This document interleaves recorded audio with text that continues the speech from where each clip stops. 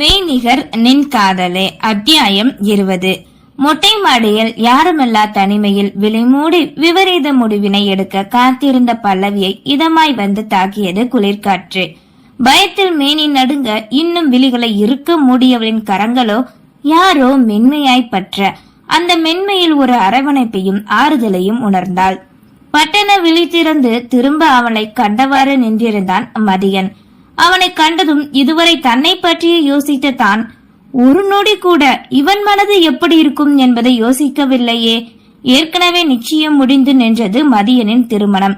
இதில் இப்போது வேறு திருமணம் நடக்கவிருக்க நேரம் என்றதால் பின் எப்படி அதனை ஏற்கொள்வான் நினைத்து கொண்டு நிற்க. என்னாச்சு பல்லவி, எதுக்குமா இப்படி குளிர்காத்துல நடுங்கிக்கிட்டு நிக்கிற? முகம் பாரு எப்படி சவந்து போய் கிடக்கு. யதார்த்தமாக கேட்கவே சற்றென்று அவனின் காலில் விழுந்தாள். மாமா என்ன மன்னிச்சிருங்க பிளீஸ் மாமா கதறி கெஞ்சுவ. ஐயோ பல்லவி, என்னம்மா நீ, எழுந்துருமா, முதல்ல எழுந்துரு. அவனின் தோள்பட்டையை பற்றி கொண்டு தூக்கி தன்னை காண வைத்து நிறுத்தினான்.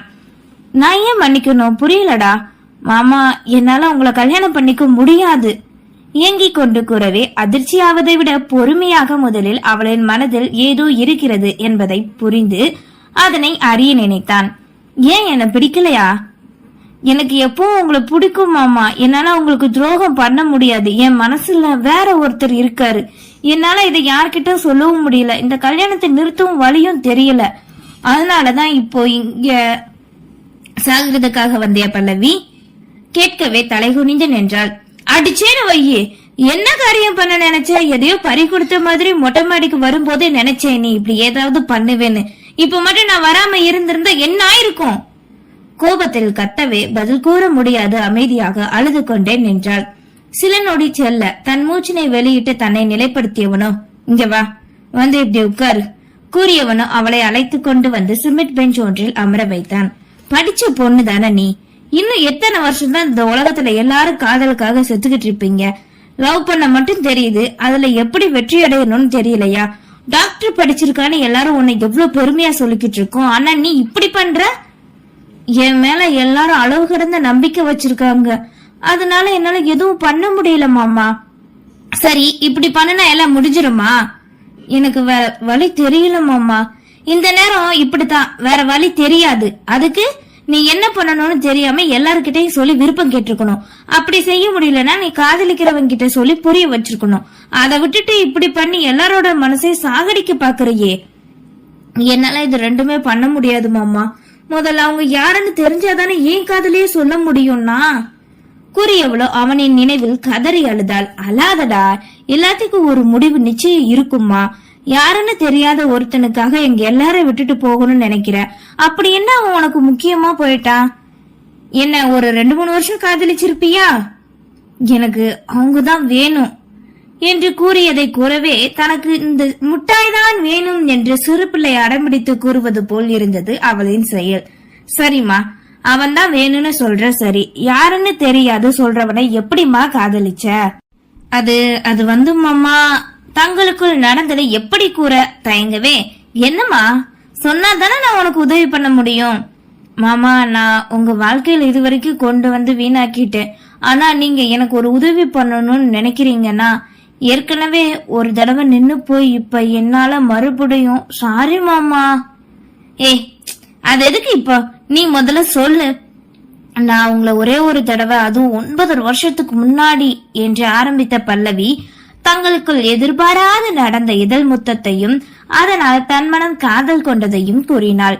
பல்லவி கூறியதை கேட்ட மதியனோ உச்ச கோபத்தில் கொந்தளிக்க அதனை புரிந்து மாற்றும் விதமாய் பல்லவியோ தனக்கு தெரிந்து அவனை பற்றி அனைத்தையும் கூறிக்கொண்டிருந்தாள்.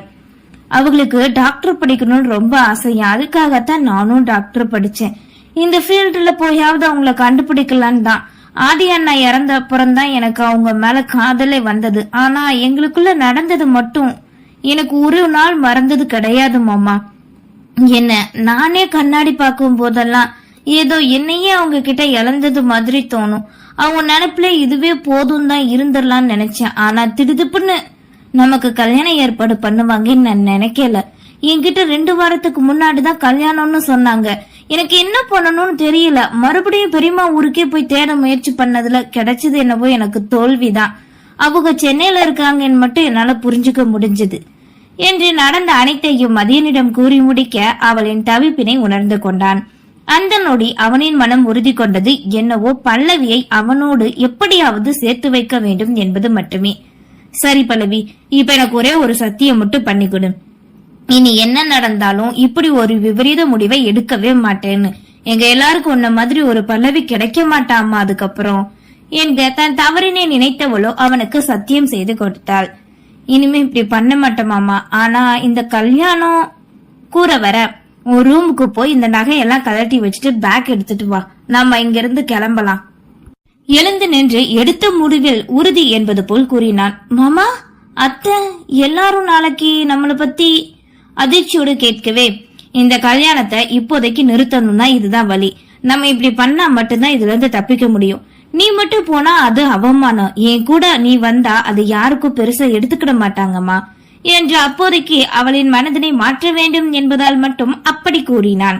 மதியனின் மனம் அந்த நொடி நினைத்தது என்னவோ கார்த்திகா தென்றனின் வாழ்க்கையை பற்றி மட்டுமே. அதனாலே அப்போது அந்த முடிவினை எடுத்திருந்தான்.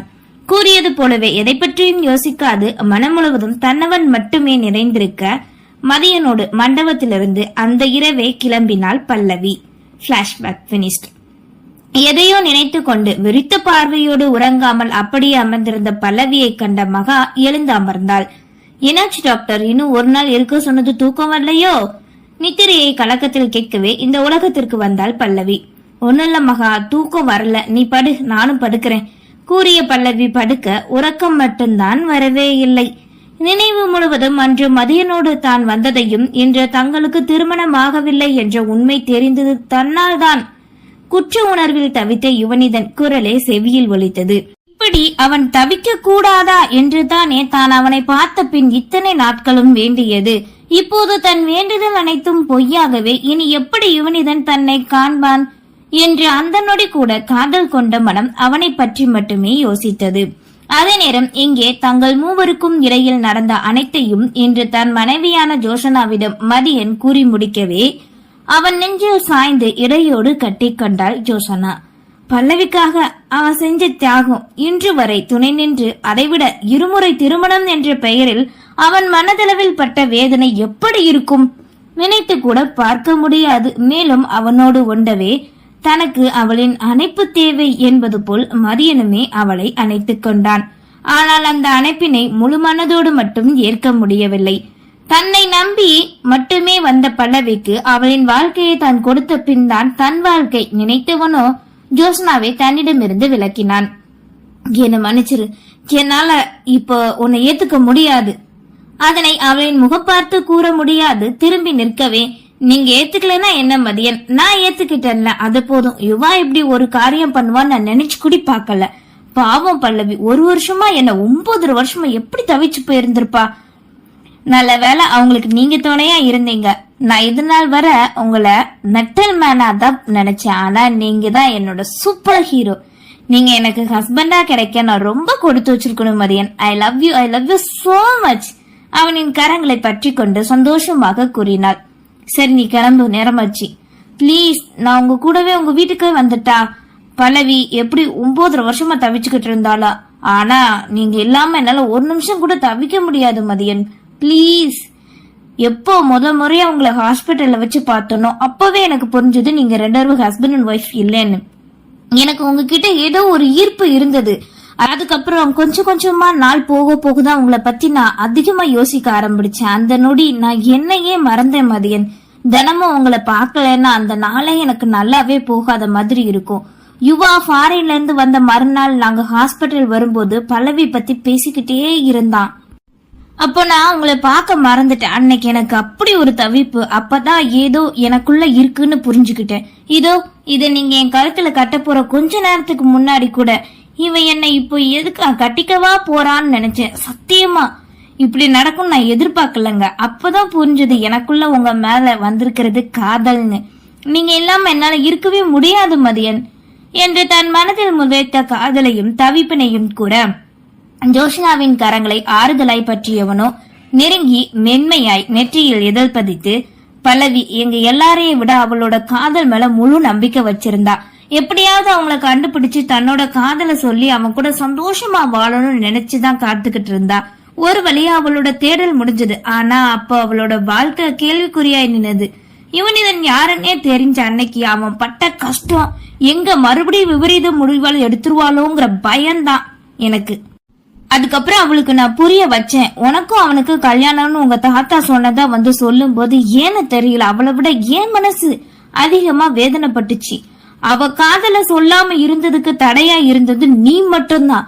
அவளோட மனசு உனக்கு துரோகம் பண்ணக்கூடாதுன்னு நினைச்சது. அப்போ பல்லவிக்கு நான் சத்தியம் பண்ணி கொடுத்தேன், யுவனிதன் இந்த ஜென்மத்துல உனக்கு மட்டும்தான் பல்லவின்னு. எனக்கு என்ன பண்ணணும்னு தெரியாம உன்கிட்ட பேசதான் அன்னைக்கு வந்தேன். ஆனா அதுக்குள்ள அன்னைக்கு அவசரத்துல என்னையும் அறியாம ஏதோ ஒரு வேகத்துல இப்படி பண்ணிட்டேன். நான் பண்ணது பெரிய தப்பு. இந்த ஜென்மத்துல எனக்கு பொண்டாட்டினா அது நீ மட்டும்தான். நீ உரிமையா என்னோட சொந்த வீட்டுக்குள்ள எப்போ எனக்கு பொண்டாட்டியா மருமகளா வர போறியோ அந்த நாளுக்காக நான் காத்துக்கிட்டு இருக்கேன் ஜோஷனா. எனக்கு கொஞ்சம் நேரம் கொடு பிளீஸ்மா. என்னால இப்போ உன்கிட்ட இத மட்டும்தான் கேட்க முடியும். கெஞ்சுதலாய் கேட்பது போல் கூறவே சரி என்று சம்மதம் கூறினாள். சரி ஓகே, நான் யுவா கிட்ட பல்லவி பத்தி பேசட்டா? புரிஞ்சுப்பா. இல்ல வேண்டாமா, பல்லவிக்கு அவன் தான் செஞ்ச தப்ப நினைச்சு குற்ற உணர்வுல தவிக்க கூடாதுன்னு ஒரு எண்ணம். தன்னை போலவே அவனும் காதலால மட்டுமே ஏத்துக்கணும்னு ஆசை. ஐயோ, அது எப்படி நடக்கும்? நீங்களும் பல்லவியும் ஹஸ்பண்ட் அண்ட் ஒய்ஃப்னு சொல்லி வச்சிருக்கேனே நானு அவன்கிட்ட. அதனால எதையோ யோசித்து கொண்டிருக்க.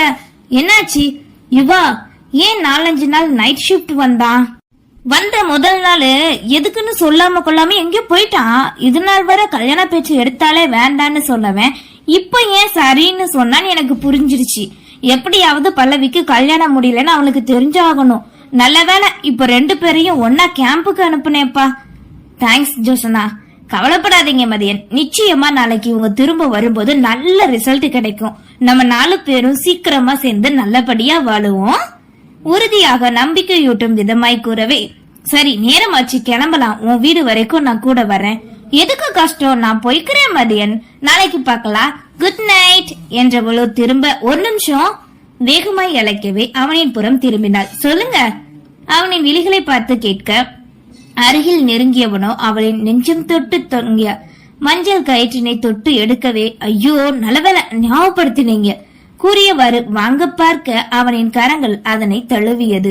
என்னாச்சு மதியன்? மன்னிச்சிருமா, நானே வந்து உங்க வீட்டுல எல்லார்கிட்டையும் சீக்கிரம் சொல்லிடுறேன்.